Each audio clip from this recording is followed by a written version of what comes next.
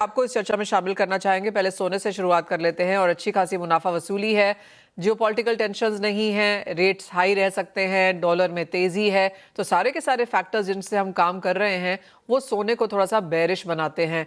Current levels पे आपको क्या लगता है कहाँ जा रहे हैं सोने के प्राइसेस और किस तरह के ट्रेड्स भारतीय बाजारों में फिलहाल हैं? नमस्कार मनीषा जी। देखिए ये सोने और चांदी दोनों की जो ट्रेंड्स रहे हैं वो हमेशा इसी तरीके से रहे हैं मनीषा जी कि एक करेक्शन ये अच्छा खासा देते हैं और उसके बाद ये वापस ऊपर की ओर जाते हैं। आपकी बात एकदम सही है कि जियोपॉलिटिकल कंडीशंस कम हुई है लेकिन ये अभी तक खत्म नहीं हुई है।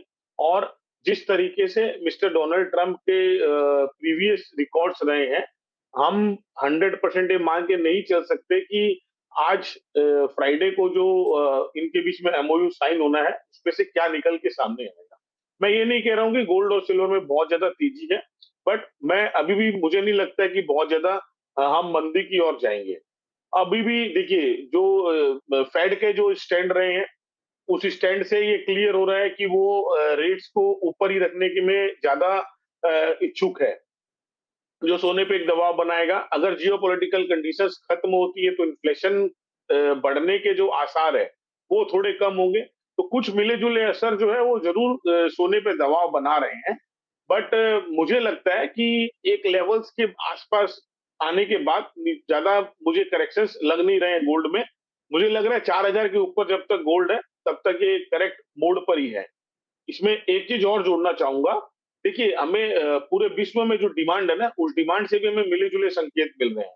यूरोपियन कंट्रीज और अमेरिकन कंट्रीज के ईटीएफ और वहां जो ईटीएफ में इन्फ्लोज है वो जरूर कम हुए हैं, but Asian markets Hong Kong, Japan, India और चाइना ये अभी तक बाइंग पर ही कंटिन्यू है। तो ये मिले जुले असर है इनसे।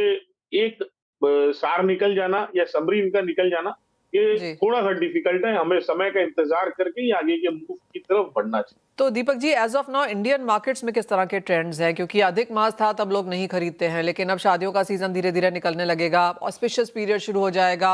आगे जाकर जिस तरह से हम त्योहार आना देखेंगे, बाइंग आएगी। लेकिन क्या इस वक्त बाइंग आ रही है? क्या लोग खरीद रहे हैं? क्या डिस्काउंट पे अभी भी काम हो रहा है? देखिए मनीषा जी, अभी भी जो है इंडियन मार्केट डिस्काउंट पे ही चल रहे हैं, बैंक रेट से भी डिस्काउंट पे चल रहे हैं। और अगर अपने डिस्काउंट है बात करते फिलहाल। हैं कि डिमांड कैसी है तो हम अपने जो इंपोर्ट डेटा है वो क्लियरली इंडिकेट कर रहे हैं कि डिमांड कैसी है। जनरली इस टाइम के ऊपर 80 से 100 टन का इंपोर्ट इंडिया करता है, जो इस साल घट के मात्र 25 से 30 टन रह गया है। मैंने पहले भी कहा था कि डिमांड जो है वो 25 से 30% के ऊपर रिटेल मार्केट में आके रह गई है। बहुत ज़रूरी ही जो कस्टमर्स हैं वो निकल के सामने आ रहे थे। इसके रीज़न्स थे कि काफ़ी हाई प्राइसेज़ भी थे और अधिक मास का महीना भी चल रहा था, जिसके कारण ये इस महीने में जो है खरीदार थोड़ा पीछे रहते हैं। लेकिन अब जो शादियों का सीज़न आ रहा है इसमें थोड़ी-थोड़ी ग्राहकी निकल के सामने आई है। अभी ये पिछले 10 दिन से जो है बॉम्बे मार्केट में और कलकत्ता के बी टू बी मार्केट में थोड़ी हलचल हमें देखने के लिए मिली। ओके। दीपक जी, आपने कहा 25 से 30% ही रिटेल की मार्केट रह गई है, यानी कि 70% तक की गिरावट यहां पर खरीदारी में देखने को मिली है, जो नॉर्मली इस जी समय में मनीषा जी। होती है। दीपक जी, किस तरह के डिस्काउंट्स हैं फिलहाल बाजार में, और जो सोने की हाल है क्या वही चांदी की भी हालत है? देखिए गोल्ड और सिल्वर दोनों ही एक साथ ही चल रहे हैं। ओके। अराउंड 400 टू 500 रुपीज के आसपास डिस्काउंट पे गोल्ड जो है मार्केट में अवेलेबल है।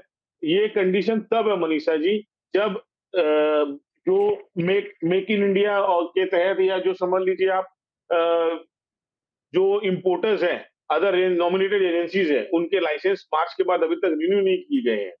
सिर्फ एमएमटीसी है और सेपा आईबेक के थ्रू गोल्ड इंपोर्ट हो रहा है। उस समय हम्म। भी अगर इस तरह के डिस्काउंट्स चल रहे हैं तो ये क्लियरली इंडिकेट करते हैं कि मार्केट बहुत मंदी की तरफ है। हमारी इंडस्ट्री के ऊपर बहुत हम्म। बुरा असर पड़ा है इस तेजी का।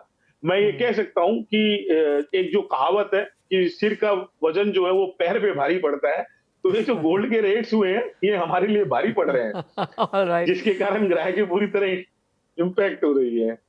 और तो क्लियरली अच्छा समय और नहीं है, सिल्वर और में भी, हाँ, सिल्वर में भी सॉरी वही सब। मनीषा जी, हम्म। सिल्वर में भी ये सेम कंडीशंस है। गिफ्टिंग जो है वो लगभग बंद हो चुकी है। इन्वेस्टमेंट के तौर पे सिल्वर अभी भी अट्रैक्टिव है, बट गिफ्टिंग और शादी के सीजनों में जो हम गिफ्ट्स करते थे, उसमें उसके ऊपर रोक लगी है। ऑल राइट दीपक जी, बहुत शुक्रिया साथ जुड़ने के लिए। तो क्लियरली जहां तक हालात हैं, भारतीय बाजारों की खरीदारी काफी कमजोर है। अप्रैल में अक्षय तृतीया के बाद मई और अब जून में भी यहां पर बाइंग पिकअप होती हुई नजर नहीं आई है। चलिए, तो बात हुई सोने चांदी